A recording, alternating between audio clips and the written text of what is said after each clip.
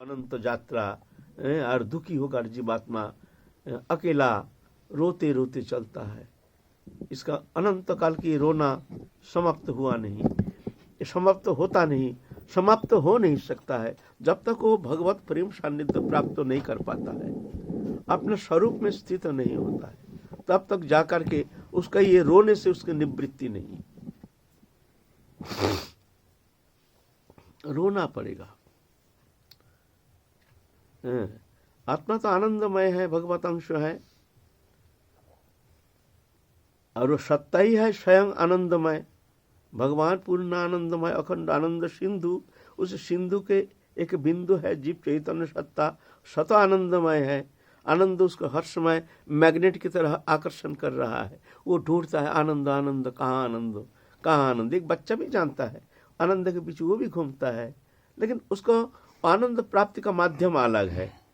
वो खाने के वस्तु से कोई प्रेम, मैया के गोदी में बैठ करके इत्यादि नाना प्रकार माध्यम है। एक जो कृमि कीट है वो भी आनंद अनुसंधान में चलता है।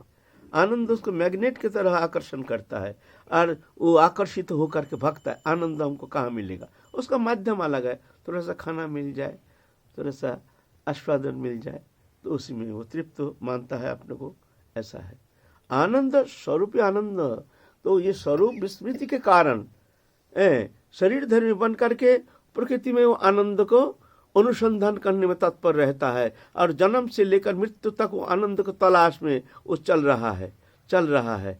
मिलेगा मिलेगा मिलेगा मिलेगा, मिलता नहीं। मिलेगा कहाँ से, यहाँ है नहीं। जोड़ीय वस्तु, जड़ वस्तु, प्रकृति, माइक वस्तु कभी चेतन धर्मी भगवत अंश आत्मा को आनंद दे ही नहीं सकता है। जोड़ीय पदार्थ में, माया में आनंद है ही नहीं। वो तो अंधकार है और भगवान है रोशनी। यह है बंधन, यह है मुक्ति, यह है विस्मृति, वह है स्मृति। यह है दुख, यह है परम शांति। यह है अज्ञान, वह है ज्ञान। ऐसा पूरा विपरीत धर्मी। जैसे इतना दुख भोग रहा है जीवात्मा अनादिकाल से, फिर भी मतलब प्रेम वशों के ठाकुर जी का भजन क्यों नहीं करता? भजन मानने, भजन तो स्वाभाविक होता है जब उसको रस मिलता है। जीव समस्त प्राणी जगत सभी आनंद के अनुसंधान में तत्पर है। उसकी जो चेष्टा है, उसका एक ही वस्तु प्राप्ति की इच्छा लेकर को कर्म तत्परता, कर्म चेष्टा, जो भी कर्म करते हैं उसके पीछे हमारे उद्देश्य एक ही रहता है, हमको शांति मिले, हमको आनंद मिले। आप आए हैं छोड़ छाड़ के दिल्ली बम्बई आदि से, किस लिए? वही उद्देश्य है कि वृंदावन जाएंगे, हमको शांति मिलेगी। आपका माध्यम अलग है।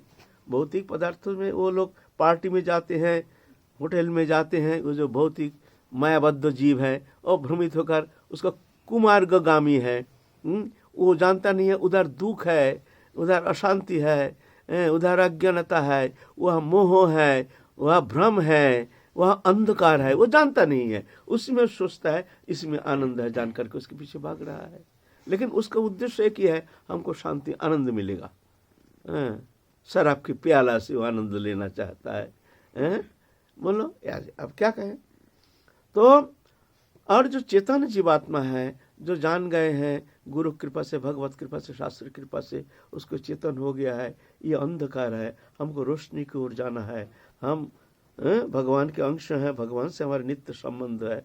तो जा करके वो चलो भाई वृंदावन चलो, वहाँ जाके साधु संग करेंगे, सत्संग करेंगे, भगवत कीर्तन करेंगे, भगवत नाम गुणानुवाद करेंगे, श्री जी का दर्शन करेंगे, ऐसे।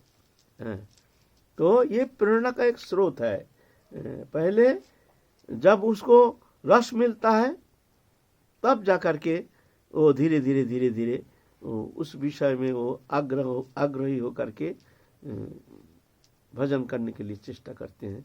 फिर गुरु उपदेश अनुसार वो चलने के लिए प्रयत्न करते हैं, हमको क्या करना चाहिए, क्या नहीं करना चाहिए। ये बात है ना, तुम क्या कह रहे थे? जैसे जीवात्मा अनादिकाल से भगवत बहिर्मुखता के कारण भयंकर दुख भोग रहा है, हर पदक्षेप में दुख भोग रहा है। इतना दुख भोगते हुए भी जीवात्मा सतत भजन क्यों नहीं करता है? उसको पता ही नहीं ना जो आनंद कहाँ है, उसका अनुसंधान ही है नहीं। यह है मामला। इसको कहते हैं बहिर्मुख जीवात्मा। एक उन्मुख जीवात्मा, एक बहिर्मुख जीवात्मा। जीवात्मा के दो भेद है। सभी जीवात्मा, सभी भगवत अंश, ईश्वर अंश जीव विनाशी, चेतन अमल सहज सुख राशि। एक एमीबा से लेकर के सब समस्त चेतन सत्ता, शुद्ध बुद्धि संपन्न मनुष्य, सब में भगवान है और भगवान सब में समान है। सम अहं सर्वभूतेषु न मे देशोऽस्ति न प्रिय। मैं सब में समान हूं, मेरा कोई देश नहीं, प्रिय नहीं। यह है बहिर्मुख जीवात्मा, जो जानते नहीं मैं कौन हूं, जानने का कोई अनुसंधान नहीं, आग्रह नहीं। तो संसार में शरीर धर्मी बन करके इसमें आनंद है जान करके, प्राकृतिक वस्तु शब्द स्पर्श रूप रस गंध, इसमें आनंद जान करके इसके पीछे भाग रहा है। मृग मरीचिका जैसे भाग रहा है। मिलेगा मिले, पानी दिखता है, पानी है नहीं, देखने में लगता है पानी जैसे, पानी है नहीं। मृग मरीचिका जैसे मरुभूमि प्रदेश में, रेगिस्तान में, गर्मी के मौसम में सूर्य का किरण से दूर से दिखता है जैसे जलाशय, नील पानी ऐसे। तो प्यासा जो जीव है वो भागता है, मिलेगा, वो दिखता है। ये संसार भी ऐसा ही है। उसको दिखता है मिलेगा मिलेगा मिलेगा, जन्म से लेकर अंतिम समय आ जाता है, फिर भी आशा लेकर बैठा रहता है, मिलेगा मिलेगा। वृद्धावस्था गया, देखा इतना समय बीत गया, हमारे जीवन के सबसे कीमती समय बीत गया, हमारे इंद्रिय शिथिल हो रहा है, निष्क्रिय हो रहा है। इसका भी एक पीरियड है। सब इंद्रिय के तो प्रकृति जात है, उसका एक सीमा है। उसके बाद ऑटोमेटिक निष्क्रिय होना शुरू हो जाएगा, निष्क्रियता। आंख दिखना कम हो जाएगा, मोतियाबिंद आ जाएगा, देखना बंद हो जाएगा। कान में सुनाई कम देता है, सुनना कम हो जाएगा। चमड़ा ढीला पड़ जाएगा, खाना पचता नहीं। तो हर इंद्रिय इस तरह से शिथिलता आ जाती है, फिर भी चेतन नहीं।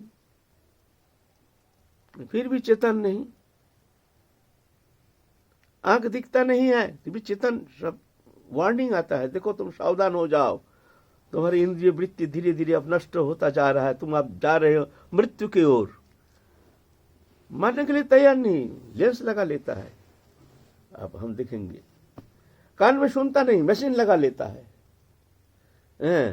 नोटिस आता है तुम जाओगे, बाल सफेद हो जाता है, सब कलप लगा लेता है, क्या क्या लगा लेता है काला करने के लिए। कई दिन काला करोगे, उसमें क्या होता है, फिर भी मानने के लिए तैयार नहीं, चेतन नहीं। चमड़ा ढीला पड़ जाता है। अभी तो ऐसे सर्जरी है विदेश में, चमड़ा को टाइट कर देगा एकदम, चमड़ा खींच करके ना एकदम, ये ढीला ना, ढीलापन को एकदम टाइट कर देगा।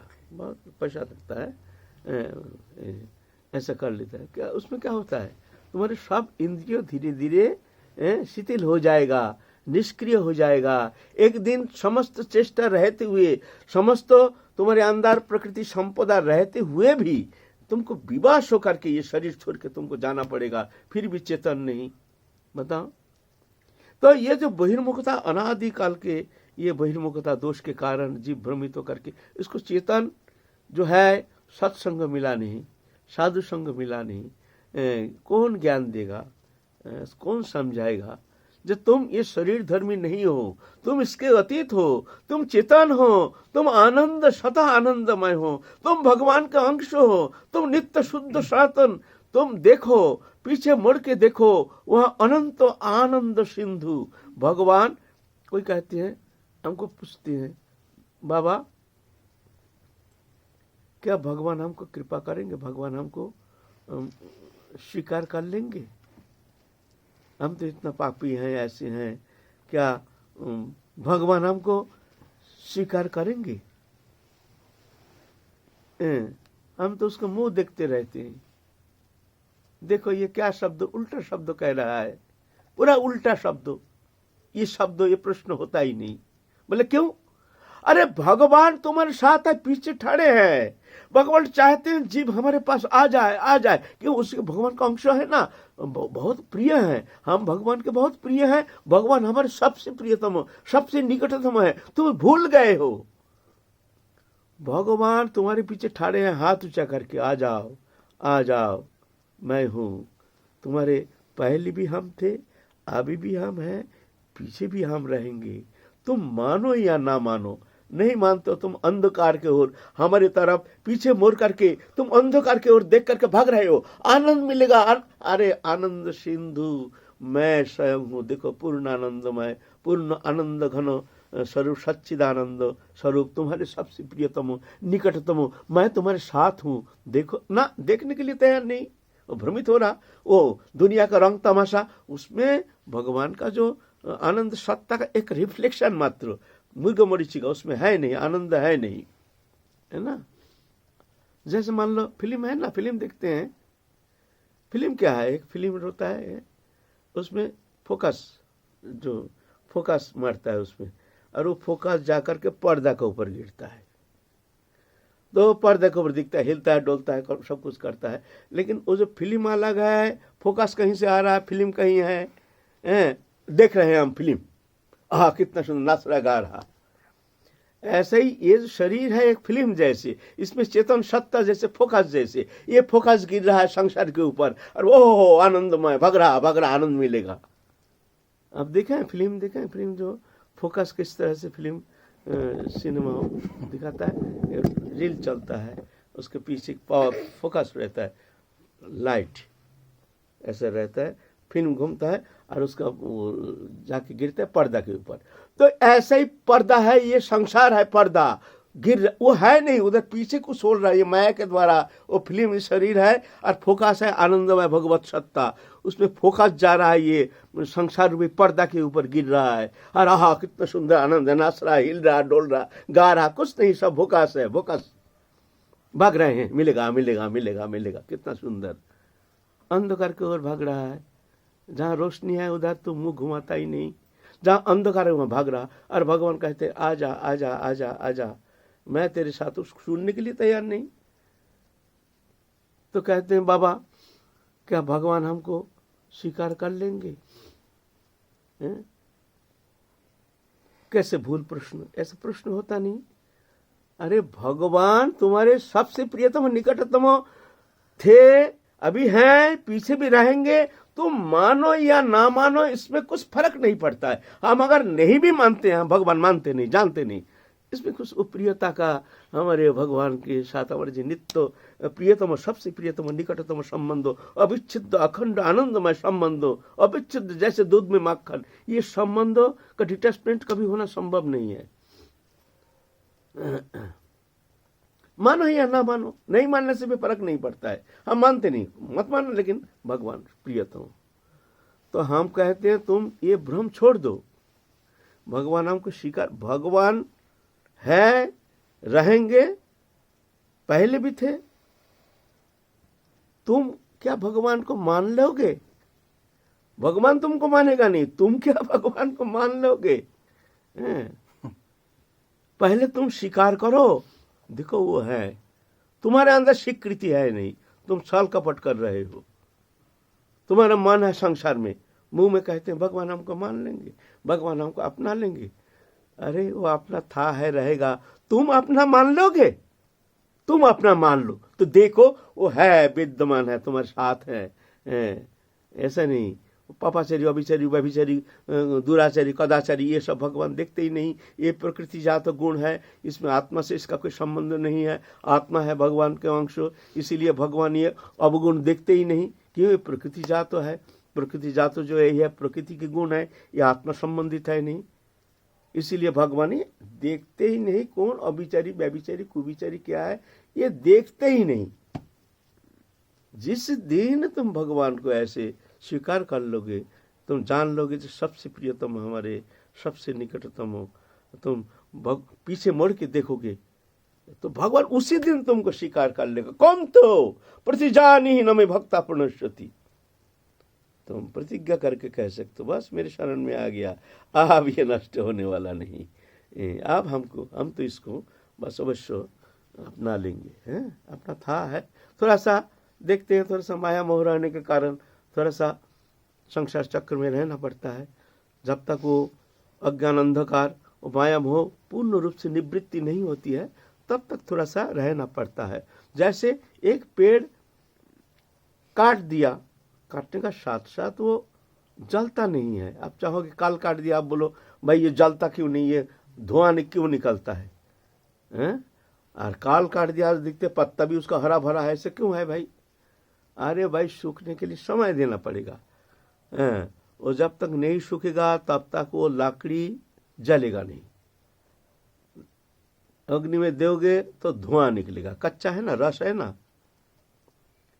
तो जब तक तुम्हारे अंदर विषय रूप रस रहता है, जिस दिन हम शरणागत हो गए हैं उस दिन हमारा पैर काट गया, हम जान गए हैं भगवान हमारे सबसे प्रियतम निकटतम हो, जान करके अब हम भगवत अनुशीलन करने के लिए तत्पर हो रहे हैं। नाम जप ध्यान धारणा उपासना आदि जितना भक्तिमूलक अनुष्ठान सब कर रहे हैं, लेकिन मन हमारी उस तरह से एकाग्र नहीं हो पा रहा है, ऐसे तन्मयता नहीं आ रही है। इसका कारण है वो कच्चा है अभी। जिस दिन हम भगवत चरण में समर्पित तो हो गए हैं, भगवान उसी दिन हमको स्वीकार कर लिए हैं, लेकिन कच्चा रहने के कारण वो जलता नहीं है, माने वैराग्य रूप अग्नि प्रज्वलित नहीं हो रहा है। वैराग माने अनासक्ति। जब तक आसक्ति है हमारे, आसक्ति माने देहो दोही वस्तु पदार्थ के प्रति हृदय के एक लगाव, दृढ़ लगाव, इसको कहते हैं आसक्ति, जो हम छोड़ नहीं पाते हैं। हम जानते हैं पुत्र स्त्री पुत्र कन्या सब मिथ्या है, झूठा है, ये अपना था नहीं, अपना रहेगा नहीं, अपना है भी नहीं, आगंतुक संबंध है, ये जाएगा। लाख कोशिश करो, हाँ आज हो काल हो, चाहे 50 साल पीछे हो, एक दिन ये धोखा देगा या तुम धोखा दोगे। धोखा तुमको खाना ही पड़ेगा, छोड़ के जाना ही पड़ेगा, है ना, आगंतुक। लेकिन उसके प्रति हम जानते हुए भी चित्त के एक लगाव छोड़ नहीं पाते हैं। मन भगता है, यहाँ आए हैं वृंदावन में, फिर भी हमारे प्रियजन के प्रति हमारी चिंता, बालक क्या कर रहे हैं, वो क्या कर रहे हैं, अब कई दिन हो गया वृंदावन में आए हैं, अब चलो बहुत दिन हो गया, अब चाहे तो ना जाने वो लोग, है ना। सब नहीं, कोई कोई है, ऐसे भी है, ऐसे भी हमारे एक मैया यहाँ है, वो घर का नाम सुनने से रोना शुरू कर देते हैं। है सब अच्छे संपन्न घर के बच्चा, सब जवान हैं, सब पढ़ रहे हैं, हायर एजुकेटेड हैं, अच्छा परिवार के हैं, घर का जाने का नाम सुनने से रोना शुरू करते हैं। जान गए हैं जिसका मन में वो बैठ गया है, जो हमारे ठाकुर हमारे राधा रानी हमारे सबसे प्रियतम सबसे निकटतम, दुनिया का मेला मैं हूँ अकेला, ना लेना ना देना मगर रहना, ये भावना आ गया तो भजन हो गया। बस भावना प्रधान है, क्रिया प्रधान नहीं है। हाँ, क्रिया तब तक चलती रहती है, कब तक, जब तक हमारे वो भावना में निश्चल अवस्था नहीं आती है। जब भावना में ऐसी हमारी निश्चलता आ जाती है तो क्रिया छूट जाती है ना। तो ये वैराग क्यों नहीं आता है, अनासक्ति क्यों नहीं आता है, इसलिए आती नहीं, हमारे आसक्ति है। तो जब तक आसक्ति रहती है तब तक वो लकड़ी जलता नहीं है, गीला जब तक रहता है। जब सूख जाएगा तब जलना शुरू हो जाएगा, तो उसके लिए इंतजार करना पड़ेगा। हमारे भीतर जो विषय रूपी जो रस है ना, ये रस हमारे भीतर वैराग उत्पन्न हो नहीं पा रहा है। वैराग माने अनासक्ति, कोई अच्छा नहीं लगता है, ना खाना पीना, कोई भी जागतिक वस्तु, ये सब अनासक्ति आ नहीं पा रहा है। इसका कारण है हमारे अंदर विषय रूप रस जो है वो भरा हुआ है। ऑटोमेटिकली जब सूख जाएगा तो वैराग ऑटोमेटिकली हो जाएगा। वैराग वस्तु छोड़ना वैराग नहीं है, वस्तु त्याग करना वैराग नहीं है। वस्तु त्याग दिया, सब छोड़ छाड़ के वृंदावन आ गया ना, वो वैराग नहीं है। अनुराग तो तुम्हारे भीतर बैठा है। हमने ऐसा बहुत देखा है जो कि सब बेच बाच के सब छोड़ छाड़ के वृंदावन आ गया, घर भी मकान भी बना लिया, जगह भी ले लिया, रहना भी शुरू कर दिया। बस 1-8 साल धीरे धीरे सब मन हट रहा है, दूर यहाँ अच्छा नहीं है, अभी वैसे ही बाहरी जैसे व्यवहार, चलो हम लोग घर ही चले जाए। सब बेच बाच के फिर घर चले गए, बंगाल में जाकर के फिर रह रहे हैं। ऐसे भी देखा है हमने। हाँ, ये होता है, ऐसा आसक्ति है ना। तो कहते हैं वैराग वस्तु त्यागना वैराग नहीं है। एक जन बड़ा अच्छा संगति है। वैराग क्या है? बोलते हैं तुम सुबह उठ करके देखना, जो भी वस्तु पदार्थ है तुम जान लो ये कोई भी पदार्थ ये तुम्हारा नहीं है, तुमसे इसका कोई संबंध था नहीं, है नहीं, होगा नहीं। अगर तुम कायम मन वचन से तुमने ये जान लिया तो मान लो तुम्हारा वैराग हो गया है। आप वस्तु रहे या ना रहे उससे कुछ फर्क नहीं पड़ता है। तुमने जब जान लिया जो ये जो दृश्यमान जागतिक वस्तु है ये इससे हमारा कोई लेना ना देना, मगन रहना, बस तुम ठोस वैरागी हो जाओगे। तो तुम ठोस तुमको वैरागी कहलाओगे। तुम वैरागी नंगा होके जंगल जाने से वैरागी नहीं होता है। घर में रह करके भी तुम एक अच्छा ठोस वैरागी हो सकते हो। अनासक्ति, अनासक्ति, ये अनासक्ति बस कोई भी वस्तु हमारा, ये शरीर तक हमारा नहीं। शरीर के प्रति भी मोह छोड़ो, ममता छोड़ो। शरीर भी बड़ा खतरनाक मोह है शरीर। तो भगवान कहते हैं समोहं सर्वभूतेषु न मे देश अस्ति न प्रिय। मैं सब में समान हूं, मेरा कोई देश नहीं, मेरा कोई प्रिय नहीं। यह है बहिर्मुख जीवात्मा के लिए भगवान का ये शब्द, जो भगवान से कोई संबंध नहीं, जानते नहीं, मानते नहीं, चिंता नहीं करते, ना आग्रह है, ना इच्छा है, ना रुचि है, ना विश्वास है। भौतिक पदार्थ में समस्त शांति, सुख शांति और शरीर मैं हूं, ऐसे भावना लेकर के संसार चक्र में घूम रहा है। इसको कहते हैं बहिर्मुख जीवात्मा। ऐसे बहिर्मुख जीवात्मा के लिए भगवान कहते हैं समोहं सर्वभूतेषु न मे देशो अस्ति न प्रिय। मैं सब में समान हूं, मेरा कोई देश नहीं, मेरा कोई प्रिय नहीं। और एक जीवात्मा है, वो है उन्मुख जीवात्मा। उन्मुख जीवात्मा कौन है? जो जान गए हैं भाई, गुरु उपदेश से, महत उपदेश से, शास्त्र उपदेश से, संत वाणी सुन करके उनके मन में चेतन हो गया जे भाई शरीर मैं नहीं, शरीर संबंधी वस्तु मेरा नहीं। तो मैं कौन हूँ? मैं राधा रानी को हूँ, राधा रानी मेरी है। या अपने इष्ट जो अब तुम भजन करते हो, भगवान अनंत है, नाम रूप अनंत सब है, जो भी स्वरूप तुम उपासना करते हो, मैं भगवान का हूँ, भगवान मेरे हैं। ऐसे जान करके संसार में रहते हैं। प्रभु जो करा रहे हैं, वो मालिक वो है, हम तो दास हैं। दास बन के समस्त कर्म करते हैं, कर्ता बन के नहीं। वो जानते हैं प्रभु करा रहे हैं। अनासक्त होकर, फलाकांक्षा रहित होकर के कर्म करते हैं।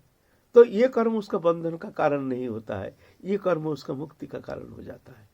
जब कर्ता बन जाता है तो बंधन दशा प्राप्त होकर संसार चक्र में जाता है। बस एक कर्तृत्वपन को हटाना है, कर्म हटाना नहीं है, कर्म ही रहेगा, सिर्फ कर्तृत्वपन को हटाना है। यहाँ प्रभु का कर्ता बना दो, तुम अकर्ता बन जाओ, दास बन जाओ। जो हो रहा ठीक है, नहीं हो रहा ठीक है, हुआ ठीक है, नहीं हुआ ठीक है, जो होगा ठीक है, जो नहीं होगा ठीक है, हमसे लेना ना देना, मगन रहना। कर्म कर रहे हैं, प्रभु की इच्छा से कर्म करा रहे हैं। ऐसे अकर्ता बन के कर्म करोगे तो वो कर्म तुम्हारा बंधन का कारण नहीं होगा। कैसे? ना पद्म पत्र मिबम वसा, जैसे कमल पत्र में जैसे पानी संस्पृष्ट नहीं होता, ऐसे तुम संसार में रहोगे। ऐसे भावना लेकर के जो संसार में हरि भजन ही जीवन का सार है जान करके, प्रभु के चरण में समर्पित होकर के भजन करते हैं। अंतर जगत जो है भगवत चरण में समर्पित होकर के बहिर इंद्रियों के द्वारा कर्म करते हैं। इसको कहते हैं उन्मुख जीवात्मा। वो है बहिर्मुख जीवात्मा। यह उन्मुख जीवात्मा। इसके लिए भगवान ये नहीं कहते हैं समोहं सर्वभूतेषु न मे दृश्यो अस्ति न प्रियो।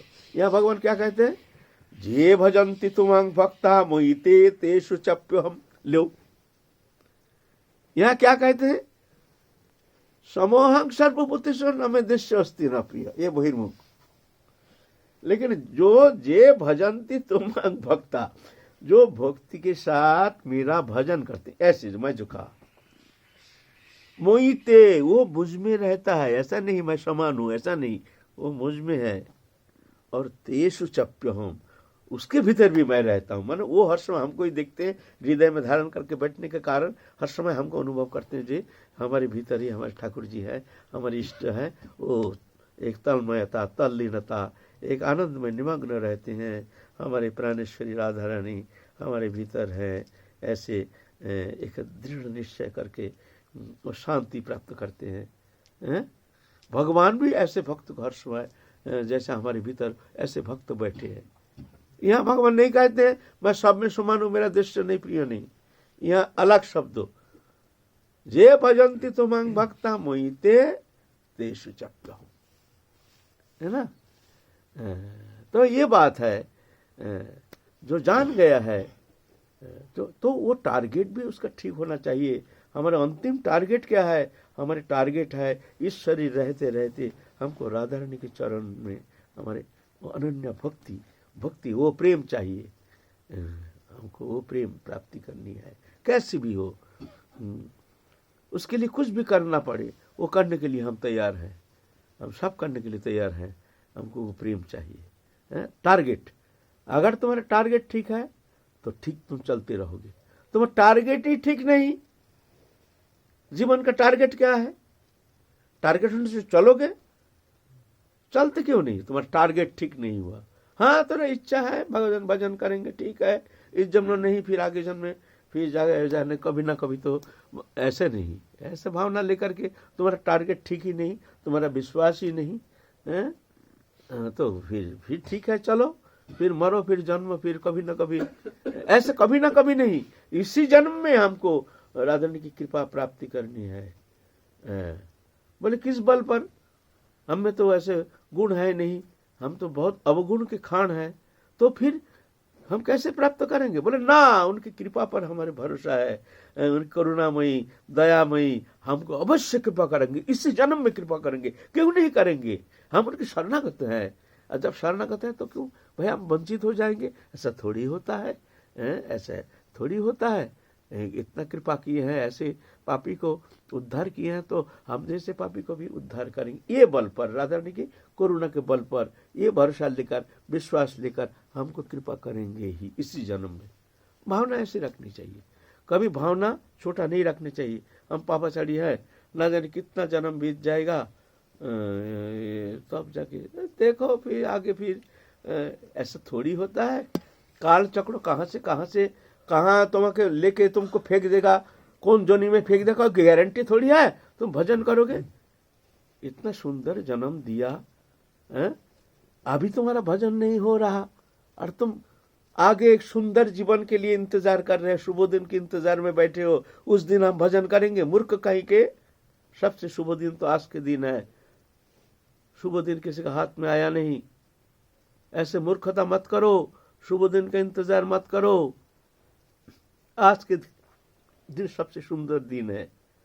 अगर फिर भी तुम्हारा मन में ये भ्रम बैठ गया है जो नहीं, ये हम तो बहुत पापाचारी है, दुराचारी है, हम तो इस जन्म में भजन हुआ नहीं, अगले जन्म में फिर ऐसे हम खूब भजन करेंगे, तो पहले से हम ऐसे तैयार हो जाएंगे, एकदम बचपन से ही हम लग जाएंगे भगवत चिंतन में, ध्यान धारणा उपासना में, और माया में लिप्त तो नहीं होंगे। ठीक है, अगला जन्म, इस जन्म में होगा नहीं। ठीक है, अगर तुम्हारे मन में ऐसा धारणा है तो एक काम करो, सुनो।